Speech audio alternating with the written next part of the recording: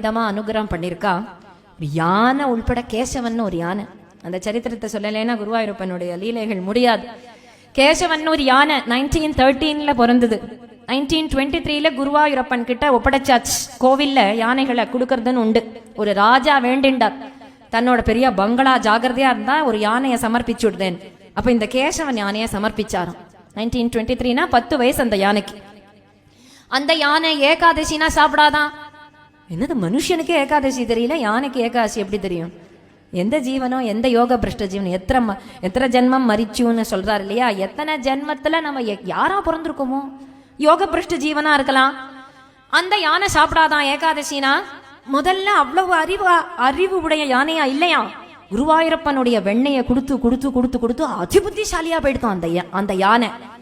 சீவேலினா, சீவேலிங்கிறது procession. இங்க புறப்பாடுன்னு தமிழ்நாட்டுல சொல்லுவோம் இல்லையா, அங்க சீவேலிம்பா. அப்ப 10 நாள் குருவாயூரப்பனை உற்சவம்னா குருவாயூரப்பனை எந்த யானை தூக்குறதுன்னு ஒரு எலிஃபண்ட் ரேஸ், யானைக்கு ஒரு ரேஸ் வைப்பாளம். முதல் நாள் வச்சுடுவா. அந்த ரேஸ்ல இந்த கேசவன் யானைக்கு தான் அந்த குருவாயூரப்பனை தூக்கணுங்கிற அந்த ஆசை, குருவாயூரப்பன் ஆசை. அதனால எப்படியோ ஓடி ஓடி வந்து முதல்ல ஜெயிச்சிடும்.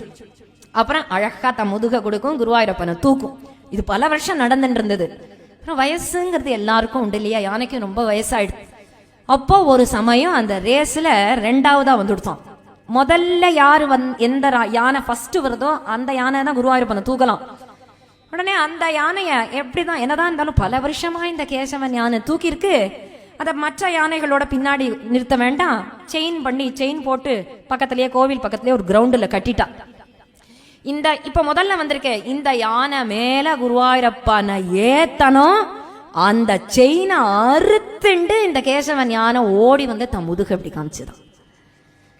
35 கிலோமீட்டர், அடுத்த வருஷம் 35 கிலோமீட்டர் தாண்டி கட்டியிருந்தாலும், செயின் போட்டிருந்தாலும் 35 கிலோமீட்டரையும் தாண்டிட்டு அந்த செயினை அறுத்துட்டு ஓடி வந்து மறுபடியும் தன் முதுக காமிச்சுதான். நீ வாளுக்கு ஒன்றும் புரியல. கோவில்காராளுக்கு மெனக்கட்டு ஒரு ரேஸ்ன்னு வச்சு ஒரு யானை முதல்ல வந்திருக்கே, அப்ப அந்த யானை என்ன பண்றது?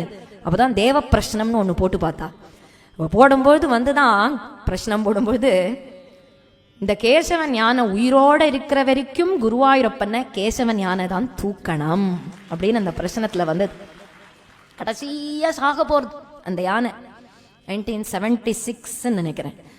அப்போ அந்த யானை சாக போற அந்த தருவாயிலையும் அந்த யானைக்கு குருவாயூரப்பனை தூக்கிடணும். ஏகாதசி வரப்போறது நவமி. இது தூக்கணும்னு இவாளுக்கெல்லாம் கோவில்காராளுக்கு பயம். யானை வந்து கோவிலுக்குள்ள போயிடுதுன்னா அப்புறம் அசுச்சி ஆயிடும், அப்புறம் முதல்ல கும்பாபிஷேகத்துலேருந்து பண்ணணும். அதனால இவாளுக்கு பயம். ஆனா இந்த யானை விட்டு கொடுக்கல, அப்படியே தள்ளுறது அந்த யானைக்கு. இருந்தாலும் கேசவன் விட்டு கொடுக்காம அங்கேருந்து வந்து குருவாயூரப்பனை தூக்கிட்டு அந்த புறப்பாடு முடிஞ்சதும் உடம்பெல்லாம் ஆடுறது. அதுக்கே தெரிஞ்சுடுத்து போறோம்னு. இருந்தாலும் கோவில்ல நம்ம ஒன்றும் பண்ணிடக்கூடாதுன்னு அந்த யானையே நடந்து நடந்து நடந்து வெகு தூரம் ஒரு கிரவுண்டுக்கு போய் கோவில் பக்கமா திரும்பி குருவாயூரப்பன் பக்கமா திரும்பி அந்த கிரவுண்டிலேயே உட்காந்து தன்னுடைய வலது பக்க தந்தத்தை பூமியில புதைச்சு அந்த துதிக்கையை அப்படி தூக்கி குருவாயூரப்பனுக்கு நமஸ்காரம் பண்றது போல பண்ணி தூக்கி பட்டுன்னு போயிடுது அந்த யானை. 3 மணி இருக்குமா குருவாயூர் அன்னைக்கு ஏகாதசி 3 மணி இருக்கும். நவமி எல்லாம் ஆயிடுத்து, தசமி ஆயிடுத்து, ஏகாதசி 3 மணி கார்த்தால, விடியற் கார்த்தால் அது போயிடுத்துங்கிறதுனாலதான் அந்த யானை ஒரு யானை போயிடுத்துன்னு நினைச்சுக்க முடியுமா? எவ்வளோ வருஷம் தூக்கி இருக்கு குருவாயூரப்பனை, எவ்வளோ வருஷம் எப்படி எல்லாம் பக்தி பண்ணிருக்கு. அதனாலதான் அந்த தந்தத்தையும் அந்த படத்தையும் குருவாயூரப்பனுடைய கோவில்லையே மாட்டி வச்சிருப்பா. கேசவன் யானையோடைய படமும் தந்தமும். அது மட்டும் இல்ல, லைஃப் சைஸ் ஸ்டாச்சுவே அது எந்த இடத்துல போயிடுத்தோ அந்த இடத்துல லைஃப் சைஸ் ஸ்டாச்சு உண்டு.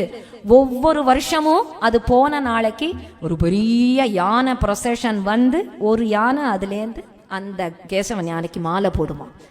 எல்லாரையும் மதிக்கணும் இல்லையா? அது யானை தானே நினைக்க முடியுமா? மனுஷனா இருந்தாலும் அவன் பகவத் பக்தி பண்ணலைன்னா புழுக்கு சமம். புழுவா இருந்தாலும் பக்தி பண்ணிடுத்துனா அது வேட்சேம்.